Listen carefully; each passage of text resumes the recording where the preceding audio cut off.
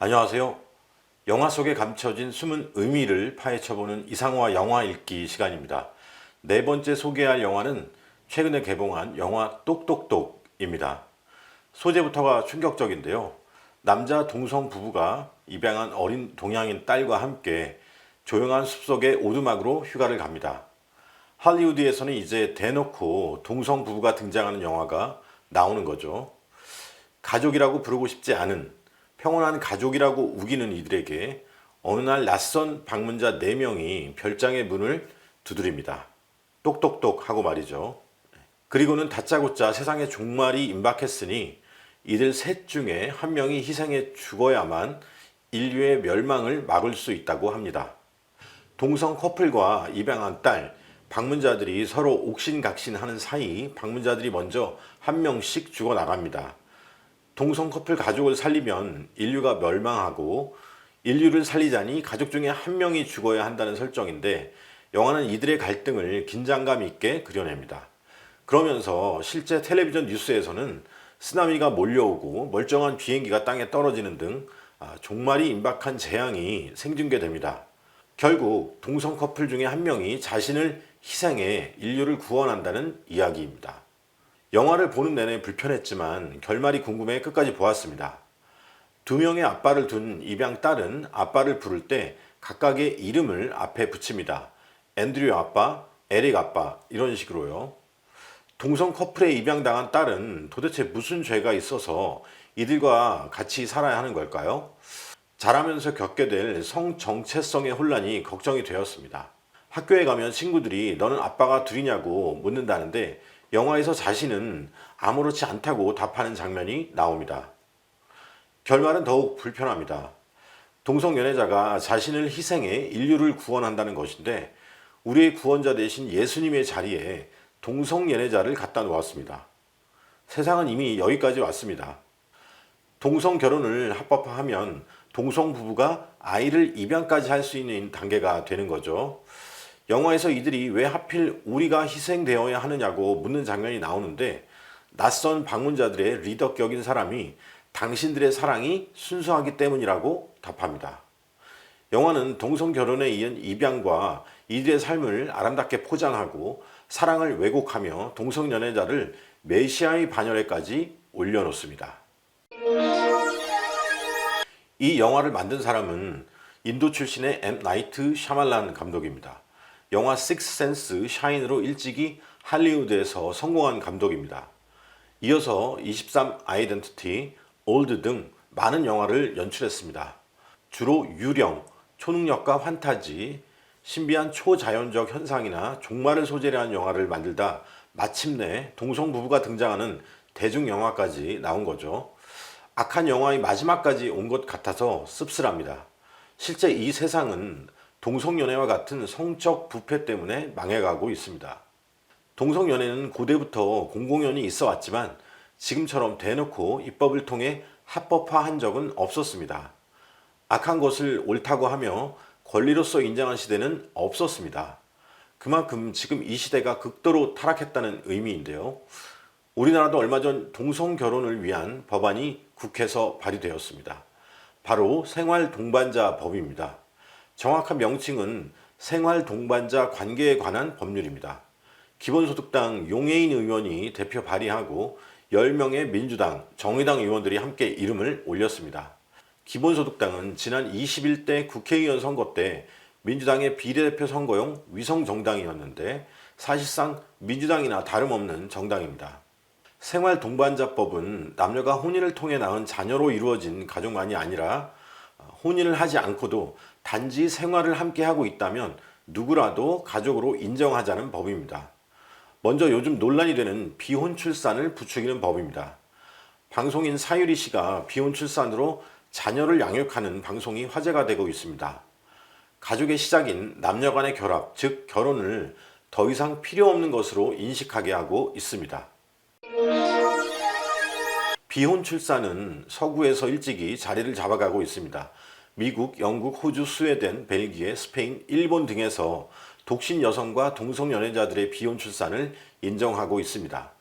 그러다 보니 2018년 기준 경제협력개발기구 국가들의 혼외 출산율은 평균 41%나 됩니다. 우리나라는 아직 2.3%에 불과한데 말이죠. 생활동반자법은 비정상적인 비혼 출산, 혼외 출산을 부추깁니다. 프랑스는 우리의 생활동반자법에 해당하는 시민연대계약 팍스를 1999년에 도입했습니다. 법적 혼인을 하지 않더라도 자유롭게 동거하고 아이를 낳아 기르자는 취지입니다. 이 제도를 도입한 이후 혼외 출산율은 1998년 41.7%에서 2020년 62.2%까지 뛰었습니다. 아이 10명 중에 6명이나 결혼에 의한 정상 가족에서 태어나지 않는다는 말이 되는 거죠. 결혼하지 않고도 아이를 대충 낳으니까 출산율이 오르는 기현상이 벌어지고 있습니다. 반면 우리나라는 계속 출산율이 떨어지고 있는데 이러한 프랑스 모델이 출산율을 높이는 세계적 추세라며 따라하자고 합니다. 우리도 그래야 할까요? 출산율이 떨어지는 이유는 사랑이 식기 때문이지 경제적인 문제나 다른 이유 때문이 아닙니다. 우리나라가 지난 15년간 380조 원의 저출산 예산을 쏟아부었지만 출산율이 오르지 않는 이유가 여기에 있습니다.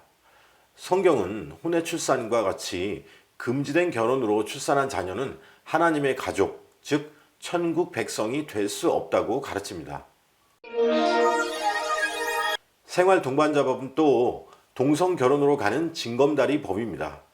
실제 프랑스가 1999년에 생활동반자 제도를 도입한 후 2013년에 동성결혼을 입법했습니다. 우리나라에서는 동성결혼을 바로 입법하는 게 여의치 않자 생활동반자라는 그럴싸한 말로 우회하는 전술입니다. 효과는 동성결혼을 인정하는 것이나 마찬가지니까요. 용해인 의원은 황혼동거, 친구가족, 비혼가구 등 다양한 형태의 가족을 지원하고 보호하자는 취지라고 하는데 핵심은 동성가족입니다. 생활동반자법을 통해 동성가족을 인정하면 남녀간의 혼인으로 이루어지는 기존의 가족은 더욱 해체의 길로 갈 수밖에 없습니다. 세계적으로 동성결혼이 합법화된 국가는 2001년 네덜란드를 시작으로 30여 개 나라가 있습니다. 지도를 보시면 서유럽 국가의 대부분, 그리고 미국과 캐나다 등 북미, 브라질과 아르헨티나 등 남미, 호주와 뉴질랜드가 있는 오세아니아 등 좀 잘 산다고 하는 나라들입니다. 아시아에서는 대만이 2019년에 동성결혼을 가장 먼저 입법했고요. 태국은 시민결합, 즉 생활동반자 관계 형태로 일부 권리를 인정하고 있습니다. 일본은 도쿄도와 오키나와현 등 일부 지자체에서 조례로 동성결혼을 인정하고 있습니다. 일본 헌법도 우리나라처럼 결혼을 남녀 간의 결합으로 보고 있어서 갈등과 논란이 계속되고 있습니다. 동성결혼이 합법인 나라들 중에서 국기에 십자가가 그려진 나라들이 있습니다.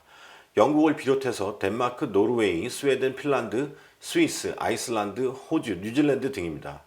십자가를 국기에 넣은 나라들은 교회가 세운 나라들로 국민의 대부분이 기독교인입니다. 그런데도 동성결혼을 앞장서 인정하고 있어서 참 안타깝습니다. 그만큼 교회와 신앙의 자유가 무너졌다고 보아야 할 것입니다. 지도를 다시 보면 중국과 러시아 등 공산주의 국가, 아프리카 대륙과 중동의 이슬람 국가를 제외하면 웬만큼 먹고 살만한 국가의 대부분이 동성결혼을 인정하고 있습니다. 이들 자유민주주의 국가들 중에 이제 우리나라만 남아서 전 세계적으로 포위된 형국입니다. 일본도 오래 버티기는 어려울 것으로 보이는데 그러면 정말 우리만 남겠죠. 우리나라만큼은 동성연애 차별금지법이나 동성결혼 입법을 막아내야 하겠습니다. 영국에서 기독교 신앙을 지키기 위해 크리스천 컨선이라는 단체를 만들어 활동하고 있는 안드레아 윌리엄스 변호사가 얼마 전 우리나라를 찾았습니다. 그녀는 동성연애에 침묵해 영국에서 신앙의 자유를 잃고 교회가 무너지고 있다며 영국 교회를 반면교사로 삼아 한국 교회가 전 세계 동성연애 쓰나미를 막는 방파제가 되달라고 호소했습니다. 그녀는 또 시간을 영국 교회가 무너지기 전인 20여 년 전으로 되돌린다면 교회 지도자들에게 달려가서 신앙의 자유를 위해 외치라고 했을 것이라고 말했습니다. 그러면서 영국에서 신앙을 예수님과 나와의 사적인 관계로 축소시킨 걸 후회한다고 했습니다. 마지막으로 한국 교회가 동성연애에 맞서 저항하라고, 즉 진리를 선포하라고 당부했습니다. 다시 영화로 돌아와서 영화 똑똑똑에서처럼 동성결혼을 인정하면 다음은 동성부부의 입양 문제입니다. 동성부부가 자녀를 입양해 키우면 여러 가지 문제가 있을 수 있습니다만 그 중에서도 가장 먼저 떠올릴 수 있는 게 근친강간의 문제입니다. 어릴 때 입양해 나중에 자라면 남자아이는 게이 부모에게, 여자아이는 레즈비언 부모에게 근친간을 당할 우려가 있습니다. 민성길 연세대 의대 신경정신과 명예교수의 논문에 따르면 동성 부부에게서 자라는 자녀가 근친간을 당할 우려가 29%로 정상적인 이성 부모의 근친간 가능성 0.6%보다 매우 높습니다. 또 아이는 부모에게서 배운다고 아이도 역시 동성 연애자가 될 가능성이 높아집니다. 민 교수 논문에 따르면 동성 커플 딸들의 29%, 아들의 13%가 동성연애 경험을 한다고 합니다. 미국 의학협회에서는 동성부부에게서 자란 아이가 동성연애자로 성장할 가능성이 무려 55%라고 보기도 합니다. 이 밖에도 중간에 깨어지기 쉬운 문란한 동성 커플에게서 자라는 아이는 불안정할 수밖에 없습니다. 정상적인 신체적, 정신적, 정서적 성장을 기대할 수 없습니다. 동성부부 입양 문제는 동성연애자들의 욕심이 아니라 아이들의 정상적 성장의 관점에서 접근해야 합니다. 오늘은 영화 똑똑똑을 통해서 생활동반자법과 동성결혼의 문제점을 짚어보았습니다. 생활동반자법은 동성결혼 등을 염두하고 있는 결혼을 다시 정의하자는 문제입니다. 기존의 결혼제도를 해체하고 문란한 방법으로 재정의하자고 합니다. 옳지도 않고 전혀 똑똑하지도 않은 주장입니다. 이러한 악한 주장에 미혹되지 말고 성결한 결혼과 가정, 교회를 지키는 가정의 달을 보내시기 바랍니다. 시청해 주셔서 고맙습니다.